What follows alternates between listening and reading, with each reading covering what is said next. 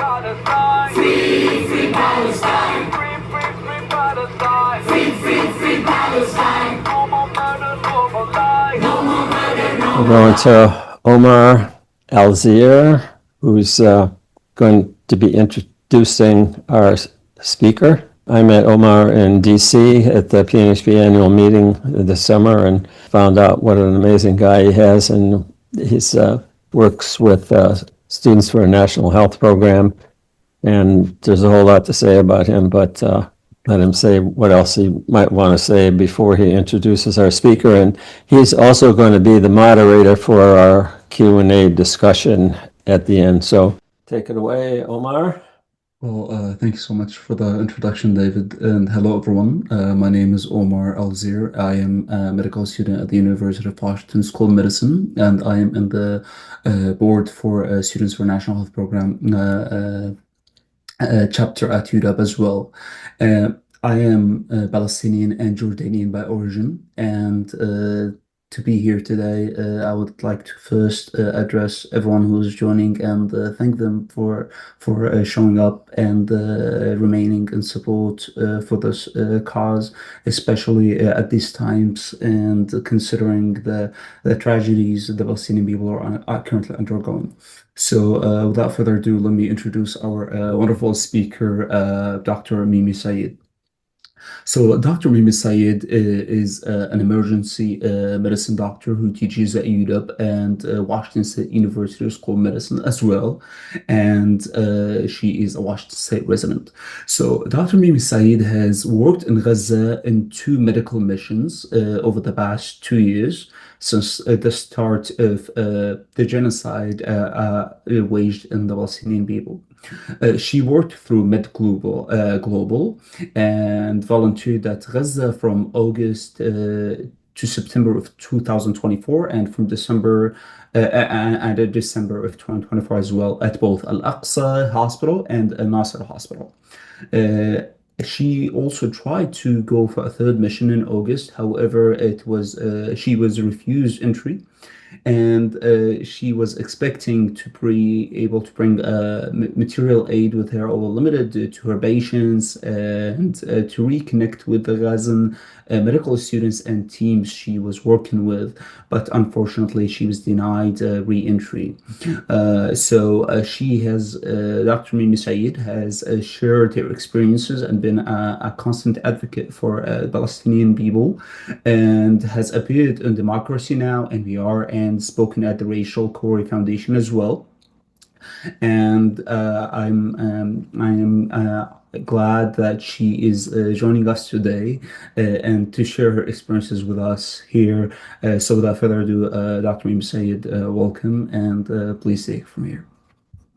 Yep, thank you for having me, and thank you for inviting me, and for everyone to be here. I'm just going to start sharing my screen here. Well, I'm Dr. Mimi Syed. I work in Western Washington. I'm from Chicago originally. I was born and raised and trained in Chicago, and I moved here for my job. And I went to Gaza last year. I went in August. I was at Nasser Hospital. I went with PAMA, with the Palestinian American Medical Association, and stayed there for a month inside the hospital. And then I went again in December. Like Omar said, I was at Al-Aqsa and also at Nasser again. And I went with Med Global that time. So it was about exactly a year ago that I was there. And I will just, before I begin, my photos are my personal property. I took them on my iPhone. They're very graphic. Some of these photos are extremely graphic. This is a very toned down version of my usual presentation that I do. But I feel that, I've also been told, maybe you should tone it down, not show so many graphic photos. But I feel like that's the least that we can do, is because the people in Gaza, the mothers, the fathers, they cannot look away. And the least we can do is witness. And this is the best way, the most truthful way to show you what I witnessed. So a little bit about Gaza. This is Gaza before. These are just some photos. Obviously, these are not my photos. These are stock photos, but this is Gaza before. As you can see, it's very beautiful. It is a very literate and educated population, so 98% literacy rate, which is unheard of internationally, but a very high literacy rate. Schools, universities, hospitals, state of the art. A highly educated population. You can see on this left side, this hotel, it looks like a resort from, some beautiful coast. This is Gaza before. The U.S., the Israeli military has occupied Gaza from the 1960s.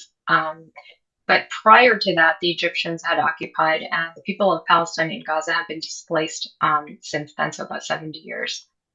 So things were heavily monitored, heavily controlled. Everything was kind of run by the Israeli government. Books were banned recently from entering. Chocolate at one point was banned from entering. Pasta was banned at one time. So it's all under the control of the Israeli military. So though it does look beautiful, it's not like it is now, but things were very controlled, even the water system and the type of food that entered. Gaza now, 87% of structures have been completely destroyed. These are pictures I took. The right side it's basically landfill. These photos are just kind of reflective of all over Gaza. So there's no place for garbage anymore. There's no sanitation system. Everything has been destroyed. So there's garbage in the streets, literally, with kids walking around inside looking for food and anything that's valuable.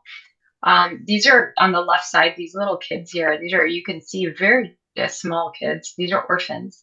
And they used to walk around unattended in the cold weather in December, no shoes, some of them injured with no one around. So just some statistics of most recent. So this, the official numbers that Ministry of Health in Gaza has released is more than 67,000 people have been killed up to now due to military conflict. That is not to say through illness or man-made starvation or anything like that, just from military conflict. So from bombs and gunshot wounds and so on and so forth. More than 170,000 have been injured. More than 20,000 children have been killed. So that's about 30% of the total death toll, and 16% of those women. My own statistic when I was there in August, I had 86% of the patients that I saw were children under the age of 12. There's about 61 million tons of debris when you look from a satellite view. So it's basically annihilation of the entire infrastructure. So some of the living conditions, and I'm going to talk about this from kind of a medical perspective, so you can understand where your patients are coming from. So the patients are coming from situations, the living conditions are dire. You can see this is me standing here. This is what it looked like in front of Nasser Hospital. This is kind of an encampment there, and everything is rubble, everything is destroyed. This little kid here on the right side that you see, it looks like he's kind of playing in water. That's not water, that's sewage. That's coming from the encampments just on the sides, and it goes right into the streets. It's right by the water source. So as you can imagine, the water is extremely contaminated. There's no filtration system. The membranes, the chlorine, the things that are needed in order to filter the water, like fuel, some of the generators, they require fuel. And that's also banned from entering. So there's no clean water, no sewage system, makeshift tents. So these tents, they talk a lot about the tents, and I don't know if you guys have seen pictures of them, but when we go camping here, for example, in Washington State, we have tents that are actually really nice. They're like glamping, right? It's like real tents. These are not real tents. These are makeshift tents. They're made out of cardboard and, paper, anything that they can find, blankets. So that it's not adequate shelter by any means. It's not insulated at all, especially in cold weather, cold temperatures like this. And you can, I'm in Washington State. You guys are in Washington State. It's flooded everywhere. There's no power. And, we are lucky. We're sitting in a shelter. We are sitting in even a home that's insulated. We have generators to help us with heat. Imagine living by the sea with babies and not having any adequate shelter in those bins. So the roads are destroyed. Electricity grids are destroyed. So that's why there's no power in the tents, the encampments. So who were the patients that I saw? Like I said before, the majority of our patients, so this number over 70% women and children was published by the United Nations. And more than 50,000 children have been lost or unaccounted. So they're either under the rubble, they haven't been discovered, they've been separated from their families, they've been killed. Over 20,000, like I said, kids have been destroyed. Gaza has the largest number of child amputees. So it's over 4,000 children. I've never imagined in my life that I would see so many amputated children, but it was a daily occurrence, and we saw it everywhere around the hospital, even outside the hospital. These children here on the left, you see that's a very small kid on the bottom there. The children up there that are kind of talking to me, those are all orphans. So some of those kids, they had escaped from the north before the checkpoint was put up, and they had come south to escape because their parents were killed. And so they came looking for, some kind of safety, and they would just kind of live around the hospital. This was Nasser Hospital in August. And the child at the bottom was walking around Al-Aqsa Hospital, no parents, walking around with about 4 or 5 other kids, no shoes, as you can see, very cold weather. And most of these kids walk around with bowls, anything to fill water or food up with in the chance that they would get some access. This child on the right, you see I'm giving her a lollipop. She is a bilateral amputee, as you can see. And she is in a wheelchair, which is very hard to come by, but she shares that wheelchair with her sister, who is also an amputee and only a year younger than her. So this is the reality. This is reality for children in Gaza. The healthcare system is completely destroyed.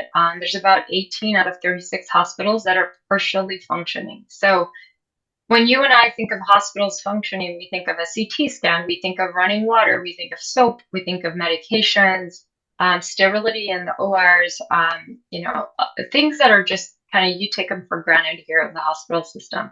In Gaza, that's not a thing. There's no soap. So I had to take my own hand soap to wash my hands. That there's no clean water. So when we would have mass casualties, there would be blood on the floor. And people would just kind of move the blood around with dirty water just because there was more mass casualties coming in. But the hospitals now are barely functioning. The medical supplies that are needed have not entered. The things needed to rebuild the hospital. So every part of Nasser Hospital and Al-Aqsa had a bullet in it. So where I was sleeping in the ICU at Nasser, there was bullet holes in the ICU, where I was sleeping right behind my bunk bed. All of that is destroyed. This hospital, you see, so in August on the left, that's when I was there. And then this was just earlier this year on the right. That was after Nasser Hospital was actually directly bombed. So I wanted to give you a sense of what it was like, and pictures and videos kind of speak, louder than words. I can sit here and tell you about it. But this is a good way to capture how a mass casualty incident would happen. It was, a lot of chaos, a lot of noise, patients coming in one after another. And I put this up to kind of show you what we're dealing with, what the healthcare system is like there, and what you're up against. So the things to notice are, I'm the only doctor in the room. There are medical students and there is a nurse. Everyone else is family or someone that's there with the patient. There's no beds, as you can see. Medications are completely limited, so sedation to sedate someone. And then there's dozens of patients just coming in over and over again. And you can see this is a trauma room that I was in, working by myself as a doctor. And then in the next trauma room over, there was just one other doctor, and I was bouncing back and forth between the two. This is, again, very graphic, so just a heads up.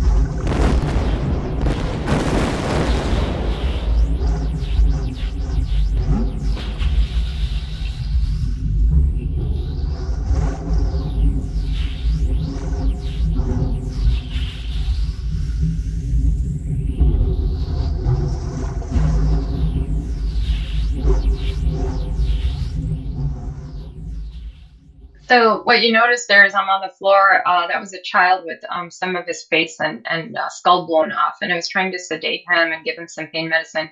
The medication I did give him was basically ineffective because of the temperatures. There's no refrigeration, so I had given him a big dose, but he had just continued to move and wouldn't kind of lay still. And that day just ended in more and more casualties. And there's already a dozen patients in that room. So the types of patients that we saw, something that you don't ever expect to see are children with bullets. So in this country, if we have a child that arrives in the emergency department with a bullet in any body part, forget the head, but any body part, law enforcement will be in that hospital, and they won't leave until they have some answers. It's a big deal, right? Children having bullets in them there's implications behind it. Well, when I was in Gaza, I didn't know that this was a thing. This is something that happens. But I kept seeing children coming in. Some of them, most of them dead. They would have a single shot to their head or a single shot to their chest, a single shot to their abdomen. They would come in dead. And we would, in the emergency department, we do something called a fast exam. So it's to see if there's any other injuries, kind of like I was doing on the floor there in that video. And there would be no other injuries in the patient. It would just be one wound, and they would be dead. And there would be no others coming in with that kid. It would be a child by themselves. But I came to kind of notice, and there were a few patients that we ended up, stabilizing enough to get to the CT scan. And we discovered that they had bullets. They had bullets lodged in their heads or their neck. And these are just 3 different cases that I was able to document. I had 18 documented cases of children, just 18 that I was able to document. But there were plenty more that I was unable to document because of the nature of what we were doing. And they just, and when I came back, I learned that more people had seen them. And Dr. Feroz Sidwa wrote an article in the New York Times polling doctors that had been there, and it turned out we had all seen it. And there's implications behind this. These bullets this is not crossfire. You don't accidentally shoot a child in the head or the neck. Again, 3 different children. These are not related to the previous ones. These are 3 separate children. This child to the left here arrived dead. Again, no one else was shot except this child. The one in the middle, this is a case that was during a mass evacuation. So orders were given by the Israeli military to evacuate for families. And these families were in the streets.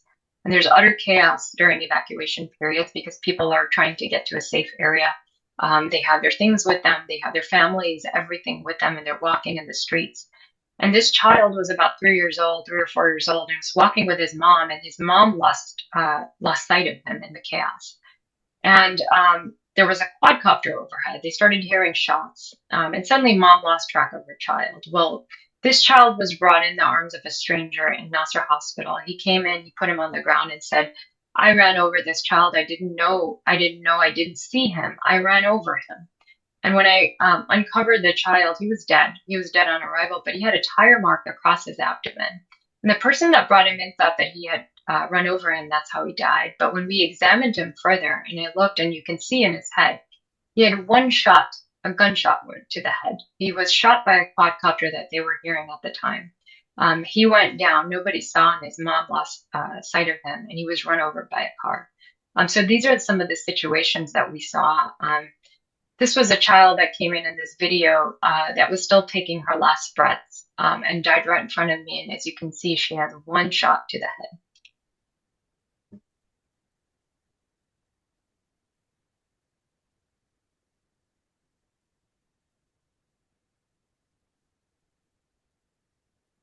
And this was a daily occurrence, multiple times a day. Again, 3 different children with gunshot wounds to the head. All of these children were dead. This is a 3D kind of image that was made with the CT scan, and the bullet was basically lodged in the base of the skull, but the child died eventually. This child on the left laying on the cot was dead on arrival. You can see there's a shot in the head and then the neck as well. He bled out. This child here on the right, I had just intubated this child. He was still doing some agonal respirations. He had vomited all over, and you can see he's laying in his vomit, and he died shortly after I took this picture. I wasn't even able to get him to the CT scan. Another type of injury, very, very common, were traumatic amputations. So we would see this regularly in August, especially. And you can see these people. So I'm getting ready to actually, do amputations on these people with just simple things like scissors, trauma shears, because we had no medications. The OR were taken up. This child on the right here, you can see this is a baby in diapers. And I actually cut this piece off to revise it so she would stop bleeding. And then so that she can get stabilized and go to the OR. But again, no pain medicine. This was done. Children would often pass out because of the pain, and we would be, doing these type of amputations just in the ER bedside. And I had trauma shears with me, laryngoscopes with me that I had smuggled and hidden in my clothes that I had used. So one acronym that you don't ever think you're going to be using is WCNSF, Wounded Child, No Surviving Family. And of course, in combat zones, you do expect to see it, but we would be using this acronym every single day, multiple times a day. We would write it on children's chest because there was no paper to document medical records. So we would be writing on their chest this. About 40,000 children have lost one or both of their parents. They're either dead or missing or unaccounted for. This child on the left that I'm trying to do a fast exam on, she was the only surviving family member, and she was about 6 years old. She came in, both of her legs were completely crushed, and we had to try to stabilize her in the ER because the ORs were both taken. And so we gave her as much blood as we could. We eventually ran out of blood. She made one day in the hospital after the OR, and then she died. Her entire family was completely killed. So the IPC, of course, has declared a stage 5 famine in August. This was not surprising to any healthcare workers or any advocates for Gaza. People have been screaming that there's starvation. In December last year when I was there, I saw cases of malnourishment, acute malnourishment, over and over again. I saw mothers feeding their babies sugar water because they didn't know what to do. They had babies that were preterm. They didn't have access to formula. They couldn't afford any formula, even if it was there for a time being. They couldn't produce breast milk because they were so malnourished themselves. So children would come in completely starved. I just do want to note, these are not photos that I have taken. These were photos taken after I left back that colleagues have taken. And children would come in with failure to thrive. We would have nothing to give them. We would resuscitate them for a little while, but they would go right back to the dire conditions and die. So recently, NGOs have had to face registration issues, so deregistration, and that's limited the ability for any neutral party to operate at full scale. So they haven't been allowed to enter with essential food items. The quantity of nutritious food entering Gaza is a fraction of what it needs to enter. The type of food entering, I want to point out, is simple carbs, sweets, things that are not nutrient dense. There's something called plumpy nuts that the UN distributes in places like Gaza where there's acute malnourishment and famine, and that has been banned from entering. So you should ask yourself that question: is why is something like plumpy nut banned from entering Gaza? What could anyone possibly do with that except feed children? This is me in August in Jordan. I was trying to enter again for my 3rd medical mission. With me, I had not only my life-saving skills, but I had laryngoscopes that I had tried to hide in my clothes, chemotherapy for children, baby formula. You can see the suitcase that I'm holding. It was filled with baby formula, protein, medications, plasma exchange filters, life-saving things that people need even today. I was banned from entering. I was given no reasons as to why. I had, antibiotics, and I'm showing the maxi pads for a reason.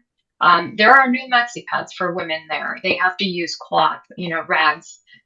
So having a maxi pad is a luxury for women. That's not necessary. That is not something that was the case before 2023.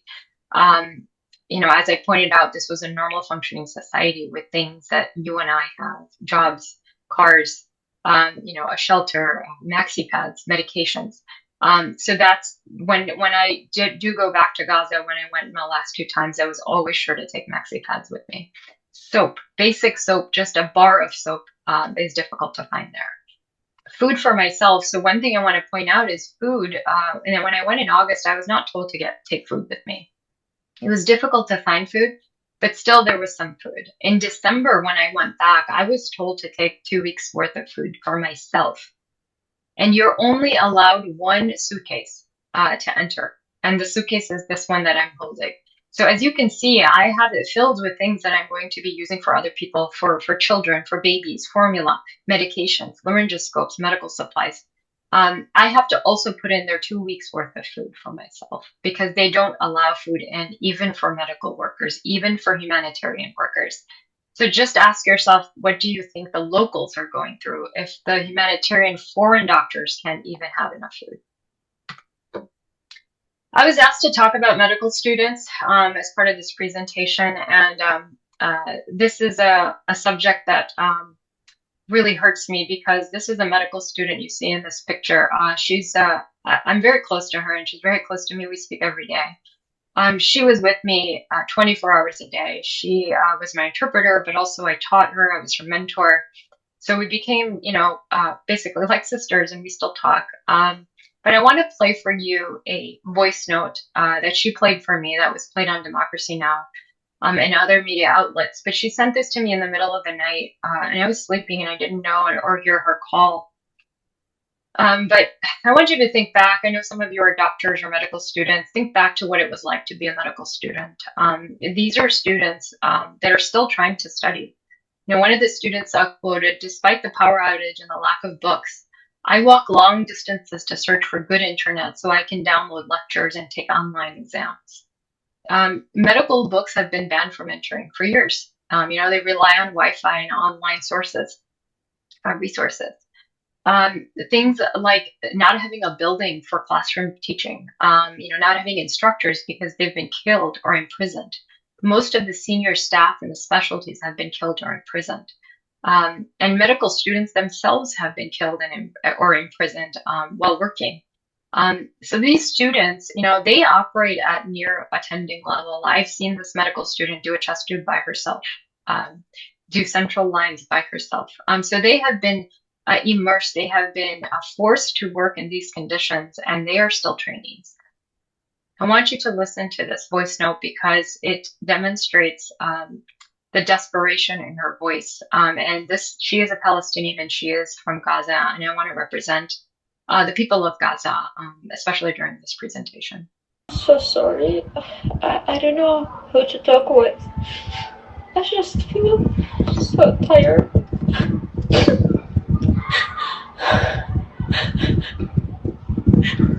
I'm sorry. I just want to talk. Every time I see the news, it feels like my heart just stopped. I can't breathe, and I started crying. I don't want to be displaced again. I just want to die right now. I can't able to live. I can't able to do more. Everything is getting worse.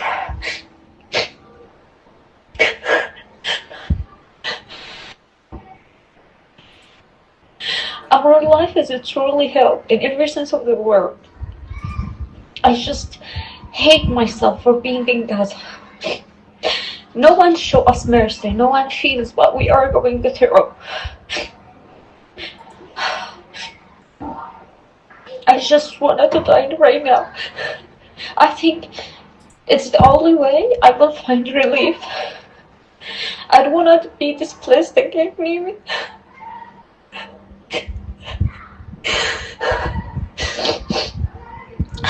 I'm so tired. I'm so tired.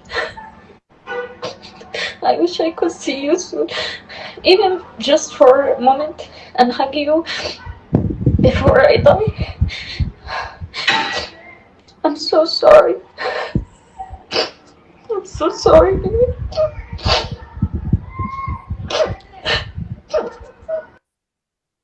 Compared to other conflicts, I wanted to kind of run down some of these statistics because Gaza is unique. According to UN records, in 23 to 24, 80% of child deaths and 70% of female deaths in the global conflict zones occurred in Gaza alone.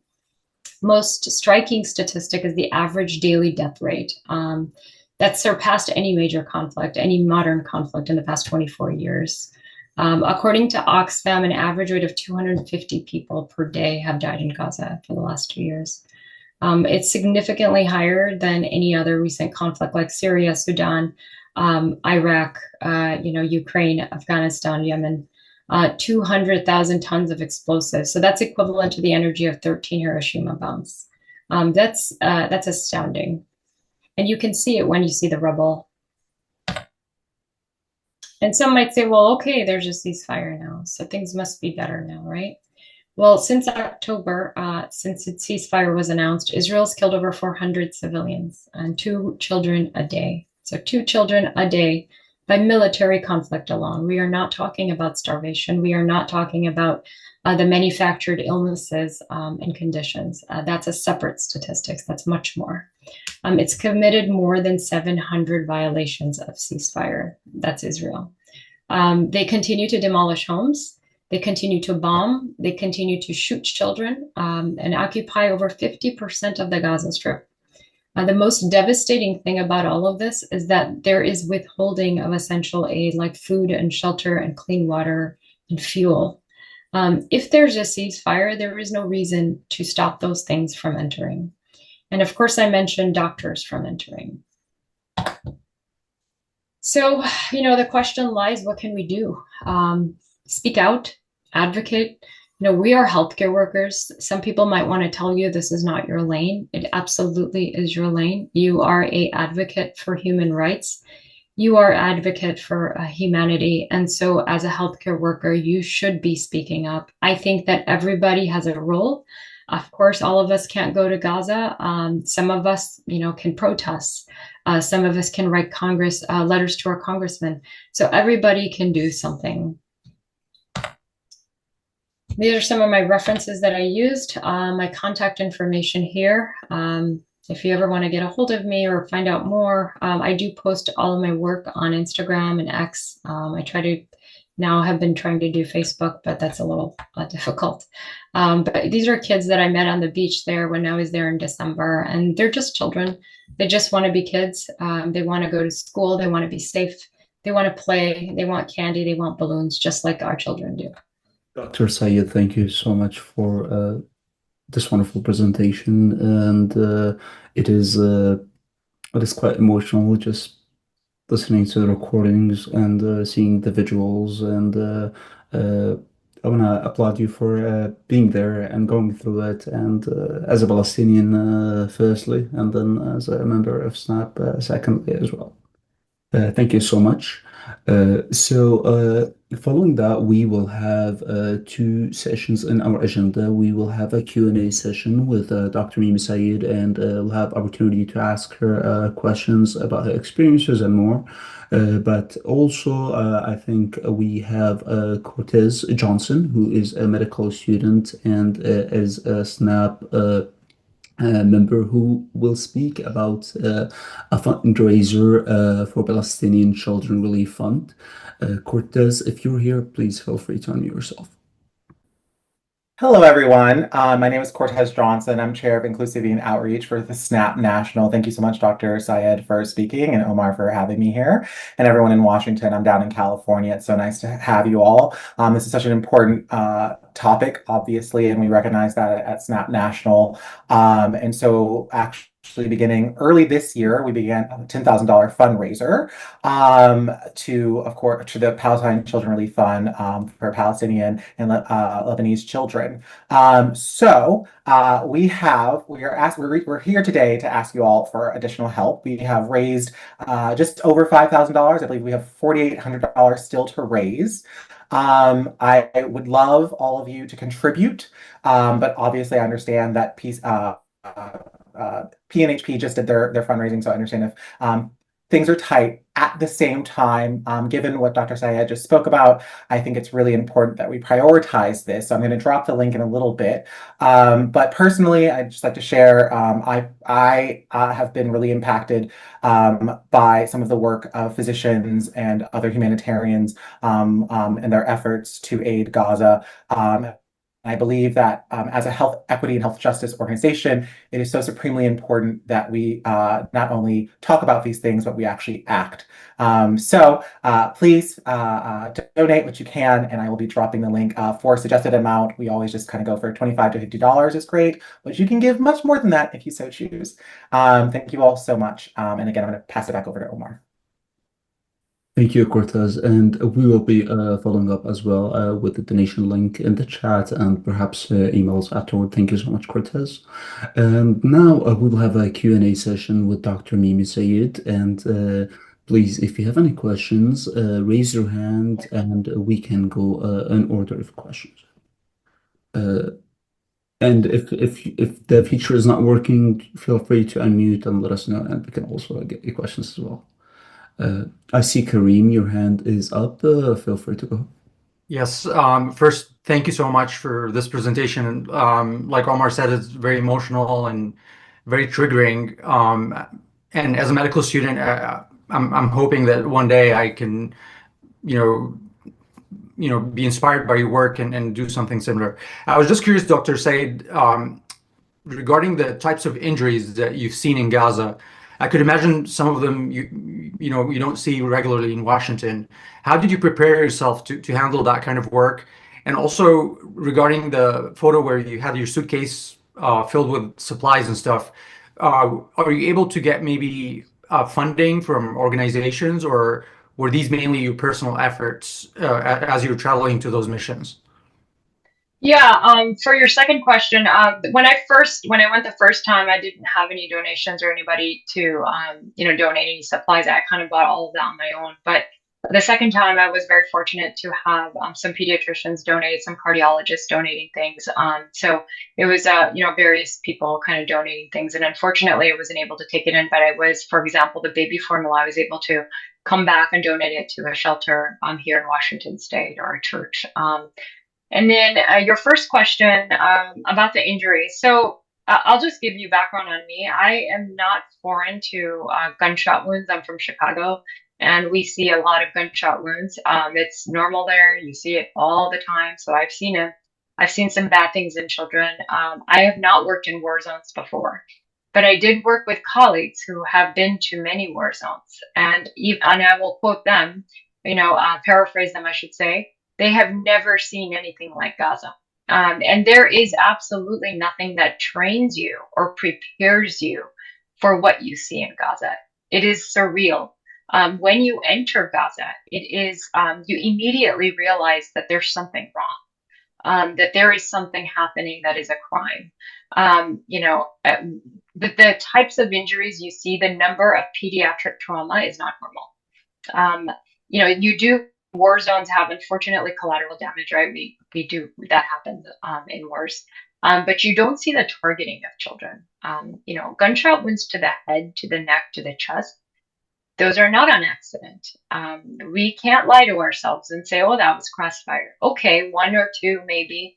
But when you have dozens of doctors at different times of the year, at different hospitals, seeing the same exact thing, it's impossible. That's not an accident. And so, and Gaza's population, to mention, is about 50% children. I don't know what the statistic is now after all the deaths, but when you just put that in the equation, and you drop bunker bombs on family homes, on tents, we're not talking about shelters. We're not talking about bomb shelters where you're dropping bunker bombs on them. You're talking about tents and on the beach. You're going to have many children that are casualties. So there is a complete disregard. And you can sit here and argue with me and say, well, it's not intentional, it's crossfire. Okay, well, there's really no difference if you're, indiscriminately throwing bombs on people, regardless of who they are, or if you're sitting there with a sniper shooting them in the head. To me, it's the same. There's complete disregard for civilians. And that's a war crime. Thank you so much for sharing. Thank you for the question, and thank you for answering, Dr. Syed.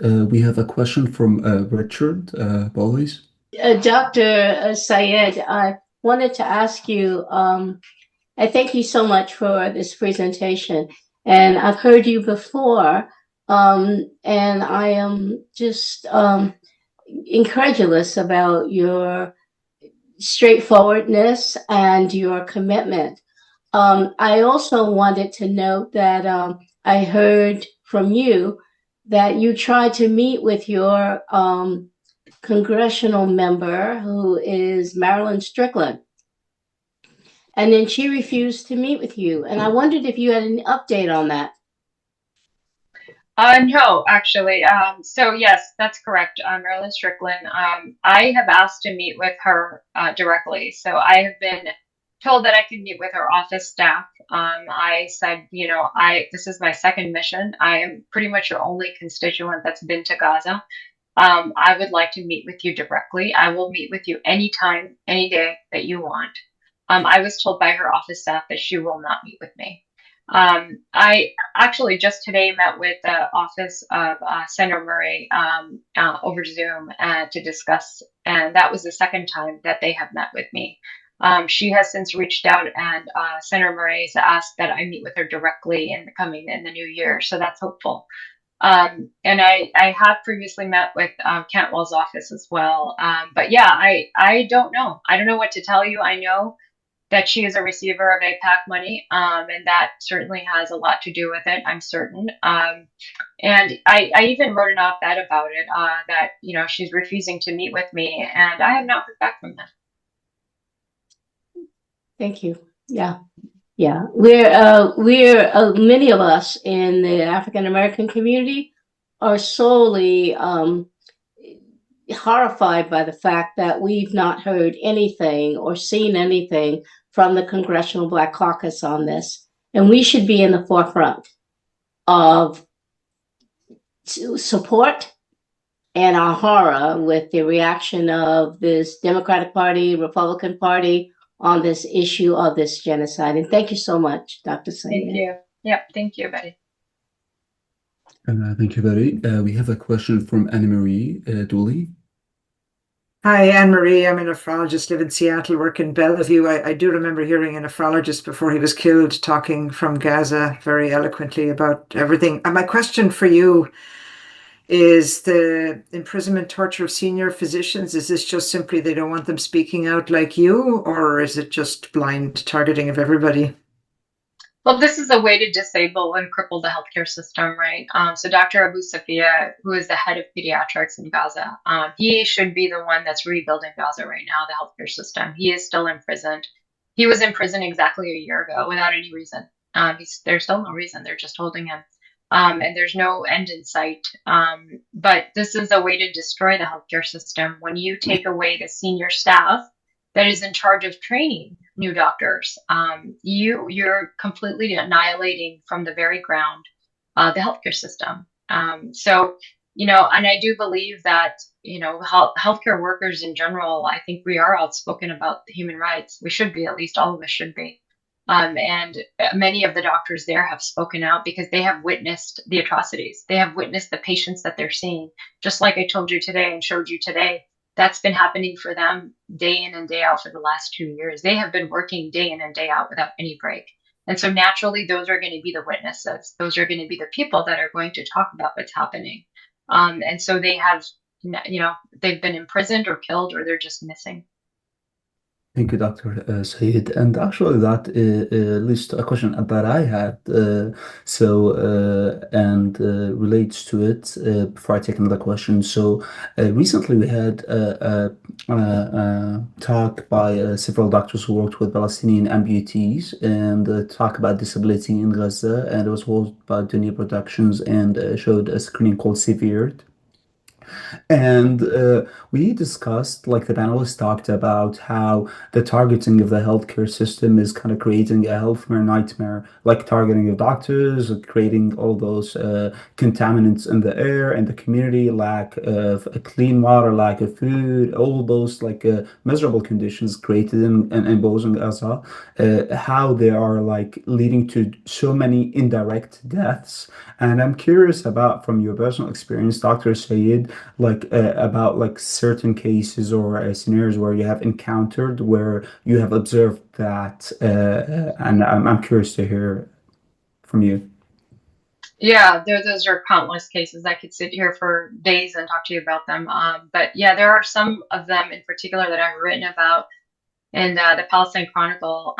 But one that comes to mind is a mother that was 29 years old that came in when I was there at Alexa in December, and she had previously, about 5 months before that, she had been diagnosed with a tumor in her breast that was actually, if you had excised it at that time, everything would have been done, maybe a little chemotherapy, but it was curable. Well, there was no such thing available at that time, and it was the size of an olive when she was first diagnosed with it. She was told that she needs medical evacuation because the treatment she needs, the type of surgeons she needs, they're not available in Gaza. And so she was, WHO was starting the process to evacuate her, and she never got approved. And she came in to me when I met her. She had 3 little kids with her, and she came in after a mass casualty incident during in a mass casualty incident, but she was in an ambulance with her 3 small children. All of her kids were like around under the age of 7, and they were sitting next to her, very scared. And when she came in, the paramedics, they removed her garment, and she was holding a diaper, a baby diaper, to her breast. And it had become so vascularized and so large and so deformed that she bled out to death from that tumor. And there was absolutely nothing I could do for her. I gave her 2 units of blood to keep her alive, so her children wouldn't see her die. And we had no more blood to give her, and there was no surgeon to take care of her. And even if there was a foreign doctor there to take care of her, they couldn't do the surgery for her because she would need so much blood. She would need so many resources that those resources would have been wasted on, someone else that maybe they could have been saved. But I gave her 2 units of blood, and shortly after, I remember her kids, I remember looking into their eyes. I gave them a balloon that I had just to kind of calm them down. They were so scared. And she died shortly after that with her kids next to her. I mean, completely preventable. These were cases that, hepatitis A. Hepatitis A is very treatable. It's very easy. You don't get it, first of all, right? It's uncommon when you have clean water and, if you have hygiene and things like that, you shouldn't get hepatitis A. But first of all, the vaccines are not available in Gaza. And if you get hepatitis A, it's a death sentence. So I saw a 2-year-old that was born normally, completely developmentally normally. Mom showed me the picture, bouncing baby boy. She brought him into the ER, and he was completely jaundiced. His abdomen was completely distended, and he was in so much pain from his abdomen being distended because of the ascites. He couldn't move. He wouldn't move because he was in so much pain. So he had peritonitis, and he was in fulminant liver failure at that point. He was approved by WHO for a liver transplant abroad, but he was denied by Israel from evacuating. And I remember that mom. I mean, I have pictures of her. She wanted to share her story, and I remember that child being walked out on her shoulder, just looking at me, and he died. We had to tell her there's nothing we can do for him. You have to take him home and let him die. Yeah, it's truly catastrophic what we were observing in Gaza, the situation, especially now after like the ceasefire still, but the conditions are still there, and like we just saw it with also like the recent floods and how tents are sinking and the exacerbating medical catastrophe, and I'm truly speechless at this point. But I will at this moment I have another question from Dr. Hufoy. So Dr. Hufoy, please to unmute yourself. Dr. Syed, thank you very much for your presentation, and I want to just compliment you on your courage and your dedication to help people in such dire need. In terms of what kind of advice as a academic ER physician with this type of experience, what advice do you have to your students and residents in order to prepare them for the possibility of finding themselves in a similar situation? When you say similar situation, do you mean? I was just, as a retired general surgeon, I was watching you there taking care of that child on the floor, faced with the fact that you had to go ahead and do that amputation. So what do you tell your students and residents about their approach to their education in order to prepare them to be able to stretch themselves beyond what they would feel is their typical comfort zone? Yeah, that's a very good question, and it's a very thoughtful question. So one of the things that I realize, and I will only speak for myself because I am certain that other physicians have different experiences and perspectives on this. But when I got to Gaza in August, I realized very quickly that my role there was not as a doctor, that it was as a witness. You know, in Gaza, it's not like I've had colleagues that have been to Syria or have been to Ukraine, where yes, you can actually practice. You're not being targeted. You're not being shot at by the allies. You are shot. You are shot at there when you're a healthcare worker. But what you realize is you have to make the best of whatever you have. And honestly, the people in Gaza and the healthcare workers, they are extremely good at what they do. It was a humbling experience. There's certain things we do in the US in a certain way, or in the Western world, we do in a certain way. And it's because of the context in which we practice. Your practice is contextual, right? And that's one thing that you have to realize is things are not done the same way in different situations in different parts of the world. Tying a chest tube, after you put in a chest tube and you secure it, you tie certain types of knots on it. That's a completely different process in Gaza. They do it very differently there. It's meant to stay in so that it doesn't move, even if a bomb drops next to you. It is secure. So we don't necessarily do it that way. We have everybody in a controlled situation. We're moving them off a cot. We have people to help us. We have ambulances. Well, those are things that are lacking there, and so they make do, and they have adapted very well. And I think as physicians or any healthcare worker, that's our job, is to adapt to the situation and realize what your role is, because some healthcare workers might be offended at the thought that you're not really practicing much medicine there. It's very difficult. It's spitting in the wind. It's you're saving, for example, even if you end up saving and stabilizing someone. One of those children that I showed you the CT scan with a girl with a bullet in her head, she was, one of those kids that was left to die because there's not much you can do for her. I was able to stabilize her. I intubated her. We saved her. We got her to the surgery that she needed, and she survived. But what is she living in right now? She is walking around with a piece of skin covering her brain. She could starve and die. She could get bombed tomorrow. So, that realization is a hard wake-up call. And I think we have to just realize that the biggest thing we can do is amplify the voices, amplify what we're seeing, what we witness. And I think most of us have done that and done it as much as we possibly could. Thank you. I see you have another question from Dr. David McLennan. And thanks so much for your presentation. It's really, you're an amazing role model for all of us here at this meeting and elsewhere who that have come across your work, putting your life on the line to live your values. And people that you're talking to, it's not a situation where have to do that every day to live our values, but there are things that we can do every day to live our values that we could and should be doing. So thank you so much for being a role model, and we'd really like to amplify your presentation and what you've been doing. I have a question. Doctors Without Borders and other NGOs, does Israel allow groups like that, selfless groups, to come in and help out other bigger organizations like that are putting their lives on the line there? Yeah, they actually, MSF has a very strong presence, and even before 2023, they've been there for decades.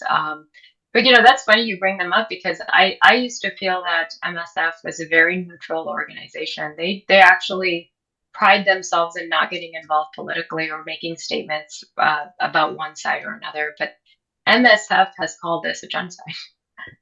They have said that Israel is killing civilians. They are targeting healthcare workers. So, and that's one of the things I tell people is, you don't have to listen to me. You don't know me. You don't have to listen to anybody. Listen to these organizations that have been historically neutral. Human Rights Watch, Amnesty, these type of organizations.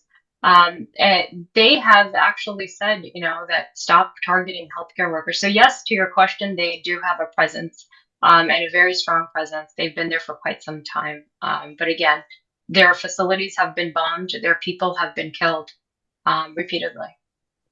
We have another question from John Kearney.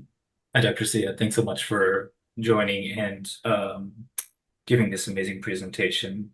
Throughout this entire thing, I'm just thinking to myself, what questions that we can actually ask that are meaningful there's a lot that we can learn from countless images and countless social media stories that have been shared from people in Gaza directly recounting their experiences and live streaming their experiences.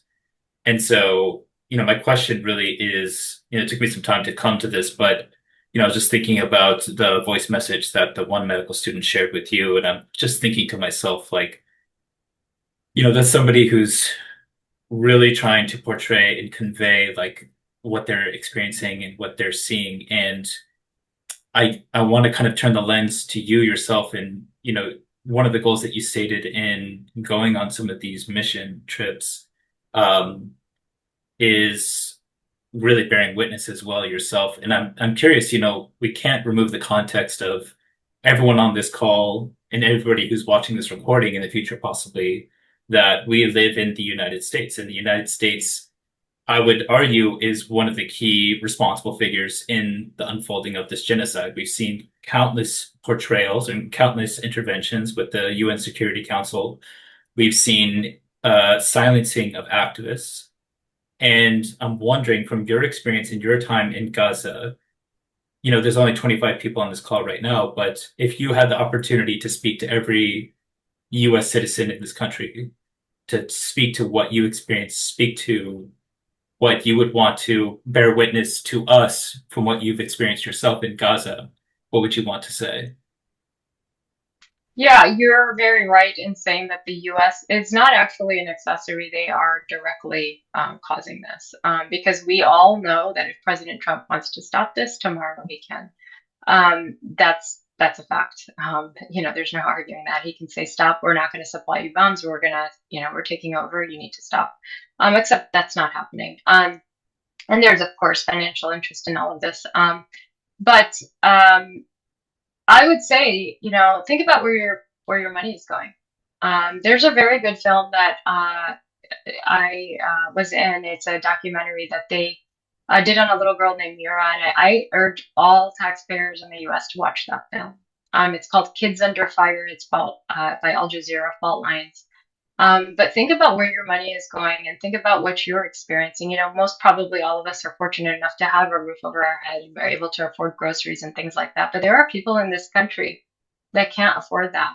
I know I work in the emergency department and I see people who would much rather go home than get treatment for cancer because they can't afford it. They can't afford transportation to the hospital. And meanwhile, we're taking money away from our country to shoot a child in the head, to bomb hospitals, to bomb journalists. Israel has killed more journalists than in any other modern conflict. They target healthcare workers, they shoot doctors, they snipe children. So all of this is directly related to the US and our money. It's coming from you and it's coming from me.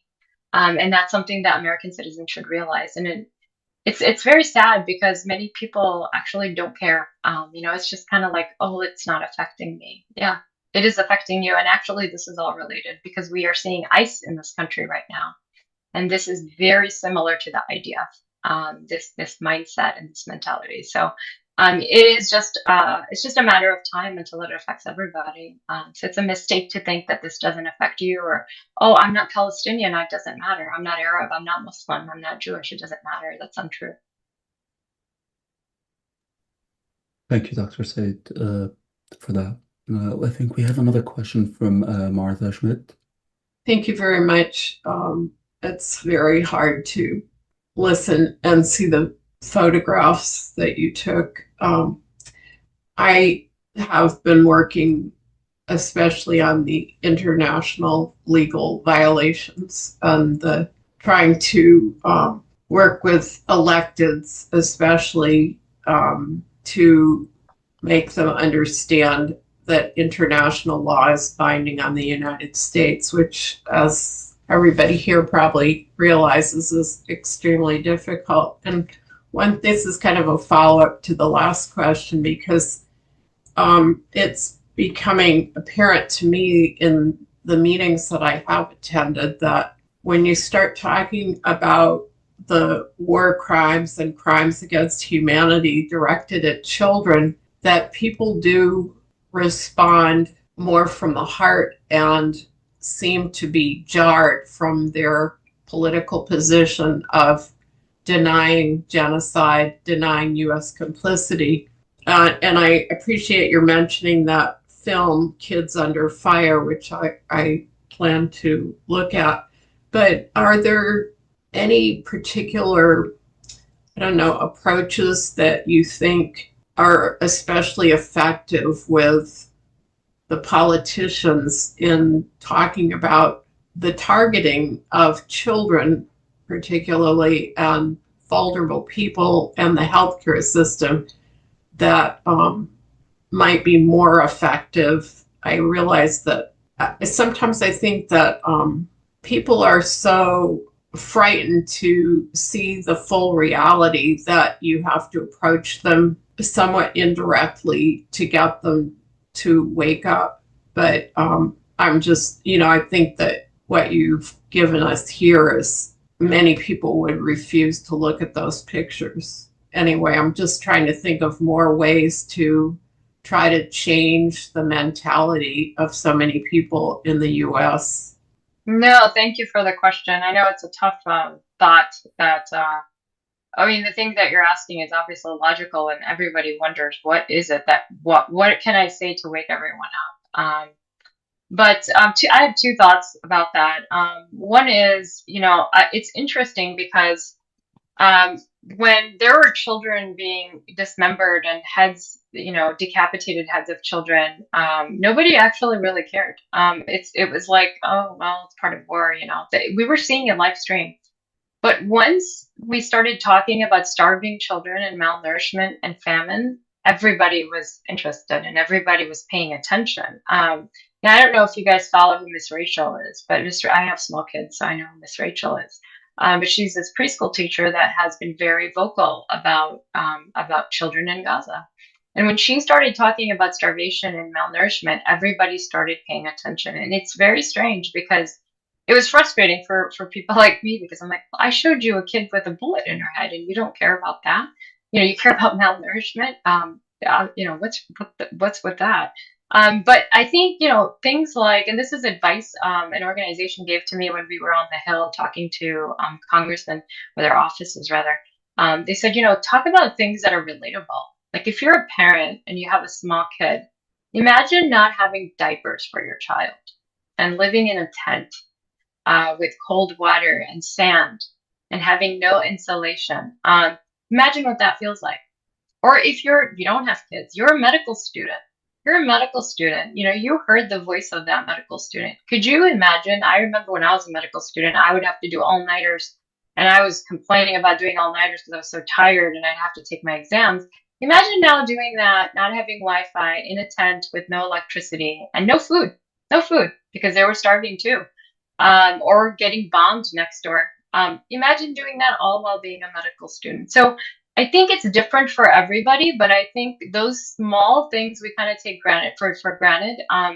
But just to kind of have those little things to relate to, I think sometimes it's a wake up call, and you never know what it is for and what person. But I think that's it's individualized, it's customized for each person. But another point is, everybody has a role. I think this is an ecosystem. Even those people that like artists, musicians, everybody has a role. You don't have to be a doctor going to Gaza. You don't have to do interviews. In fact, you don't have to do TV. You can write to your congressman, write articles, protest, talk to anybody, do podcasts.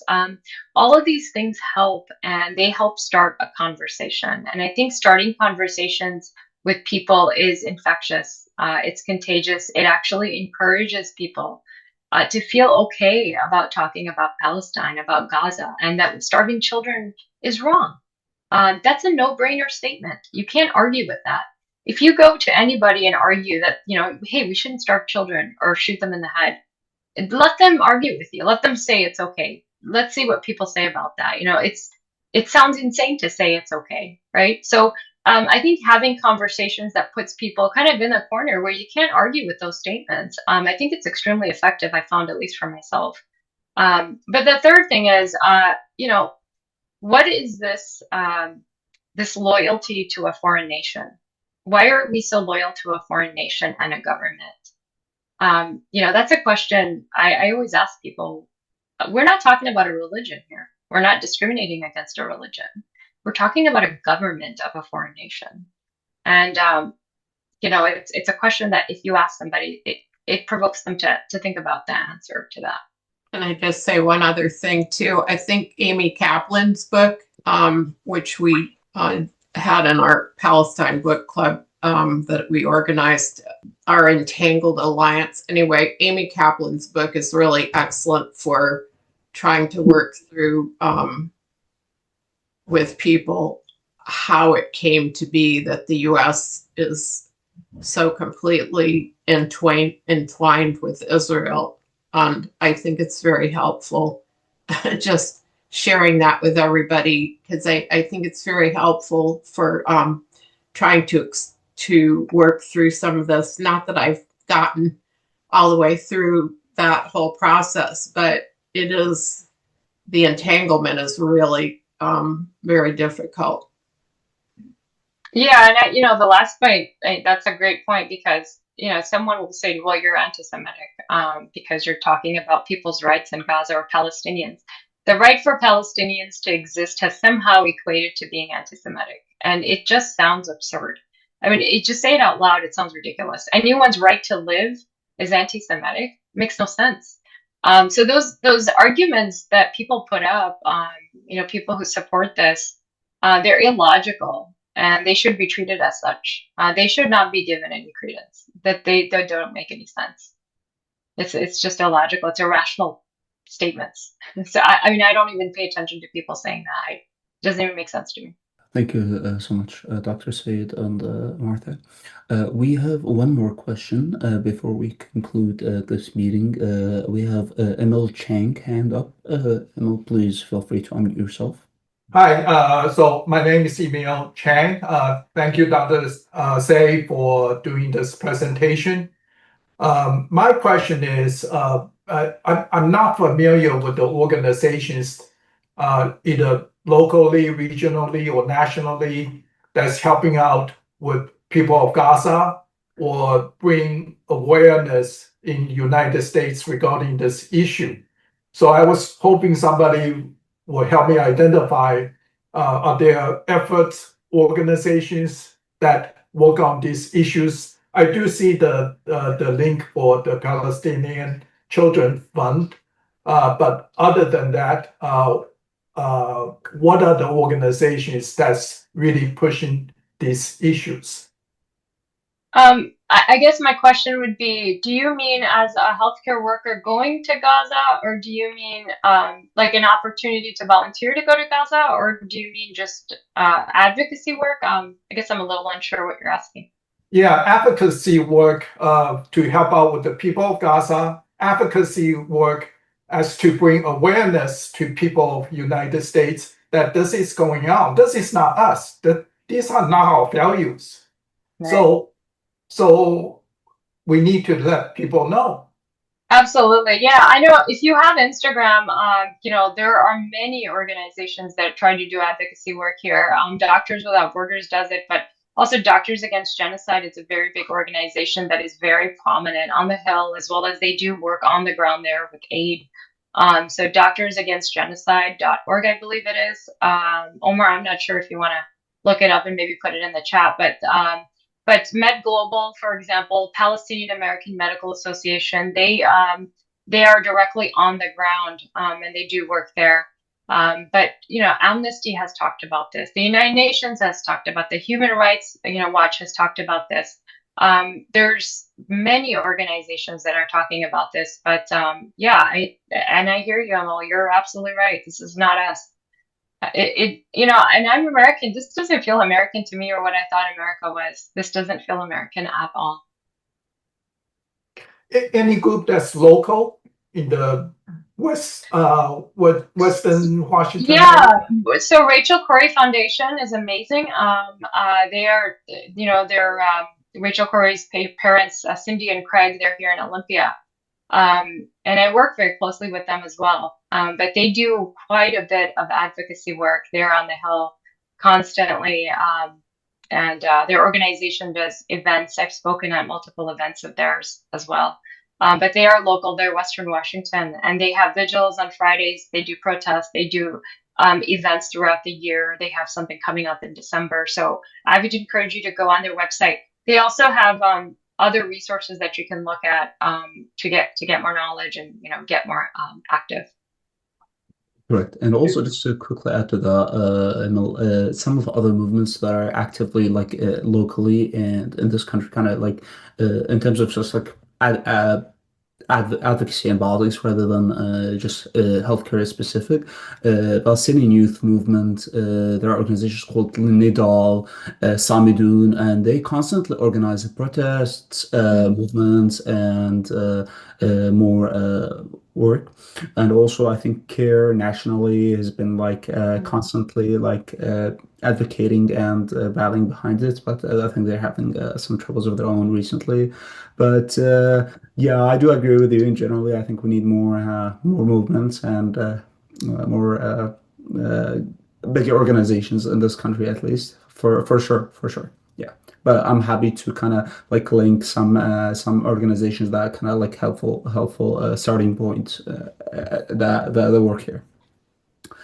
Aside from that, if we don't have any questions, I don't see it, but if there's anyone that would like to have a question, please feel free to put your hand up. And if not, then I think that kind of reaches us to our conclusion of this meeting. And first, I want to thank you, Dr. Syed, for this beautiful presentation of yours, and applaud you for really your work in Gaza and with our people. And it truly is very emotional. And to hear you directly, although news are available online for those who seek it, but to have someone who has been through it in person, someone who has worked with these patients in these traumatic situations is different and brings different lens to the situation as well. So thank you so much, Dr. Syed, for allowing us to have the opportunity. And secondly, I want to thank all the attendees who joined today and for also showing up and caring for this particular cause, because this Palestinian struggle has been going on almost as chronically now for 80 years, but exacerbated over the past 3 years. And to constantly show up is very important, as the suffering is continuous, and regardless if the ceasefire achievement, the Palestinian people are still struggling in miserable and catastrophic conditions right now, living conditions in Gaza, and continuous advocacy is much needed. So thanks a lot for showing up, and hopefully we have a better future in Palestine and here. Thank you. Hopefully within the next few days, I'll have this edited and put on YouTube with links to the different sections that we've been talking about here. So you can jump to what particularly interests you in the discussion, and also hopefully links to some of the places that were talked about that you can go and see what the website or whatever is offering. Yeah. And, yeah, David, I got an email drafted with all the links that we've included and discussed here. And So- if the other people here would like to have something included that you think would be useful for others to, click on the link and see what you think is important site to look at or whatever. But this has been an amazing discussion, and we've had more people join on this than any of our monthly meetings this year, Mimi, and that's thanks to you and your commitment. Thank you all, and thank you. Please keep doing the work, because that's all the people of Gaza have is our voice. Thank you all. Thank you. Yeah, thanks, Dr. Syed. Excellent presentation. And thanks, David, for putting this together during your busy week. And Omar and John and all the rest of you, thanks to all the students for really injecting some thoughtful enthusiasm into the organization. We appreciate it immensely. Okay, so I'm going to close this down in about 5 seconds. So 1 or 5, 4, 3, 2, 1. Good night, all. Good night.